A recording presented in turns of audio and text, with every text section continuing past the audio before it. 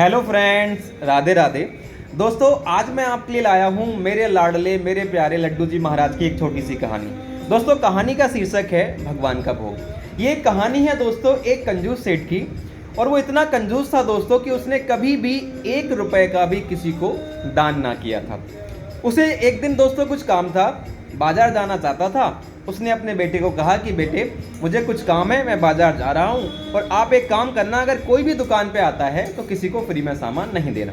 बेटे ने कहा ठीक है पिताजी, आप जाइए, मैं दुकान को देख लूँगा। उस समय दोस्तों क्या हुआ कि एक संत महाराज उसकी दुकान पे आए और उन्होंने कहा कि बेटा, मुझे 1 चम्मच नमक की ज़रूरत है और आप मुझे 1 चम्मच नमक दे दीजिए। बेटे ने उसी समय दोस्तों एक डब्बा खोला और 1 चम्मच नमक उन महात्मा जी को दे दिया, और महात्मा वो नमक लेके अपने स्थान पे गए और अपना भोजन बनाया। उनके जाते ही दोस्तों सेठ जी दुकान पे आए, और जब उन्होंने खुला डब्बा देखा तो बेटे से पूछा कि बेटे, ये डब्बा खुला हुआ है कि क्या कोई सामान लेने आया था? अगर कोई सामान लेने आया था तो जो पैसे उन्होंने दिए वो आप मुझे पैसे दे दो। तब बेटे ने बताया कि एक संत महाराज आए थे जो इस नदी के किनारे रहते हैं, उन्हें 1 चम्मच नमक चाहिए था। मैंने डब्बा खोल के उन्हें नमक दे दिया। दोस्तों, जैसे ही सेठ जी ने वो डब्बा देखा तो वो क्या देखता है कि उस डब्बे में नमक नहीं था, एक जहरीला पदार्थ था। अब सेठ जी बड़े परेशान हो जाते हैं कि अगर सेठ जी ने ये सोचा कि अगर महात्मा ने वो नमक अपने खाने में डाल दिया और उन्हें कुछ हो गया तो बड़ी बदनामी होगी। वो दौड़े दौड़े दोस्तों उस नदी के किनारे गए और संत महात्मा को दूर से ही आवाज़ लगाई कि महात्मा जी, कृपया करके वह भोजन ना करें, क्योंकि जो नमक आप नमक समझ के जो आप चीज़ मेरी दुकान से लेके आए हैं वो नमक नहीं है, वाकई में वो एक जहरीला पदार्थ है।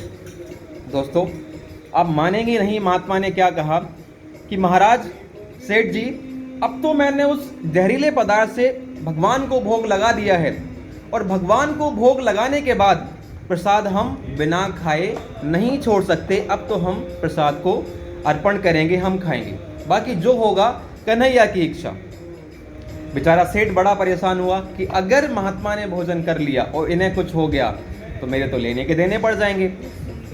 उस सेठ ने सोचा कि मैं पूरी रात यहीं रुक जाता हूं कि अगर महात्मा जी की तबीयत खराब हुई तो मैं इन्हें डॉक्टर के पास ले जाऊंगा और उन्हें ठीक करवा दूंगा। दोस्तों, देखते देखते टाइम बढ़ता गया, रात बढ़ती गई, और जो सेठ जी थे उनकी वहीं पर नींद लग गई और वो वहीं जाके सो गए।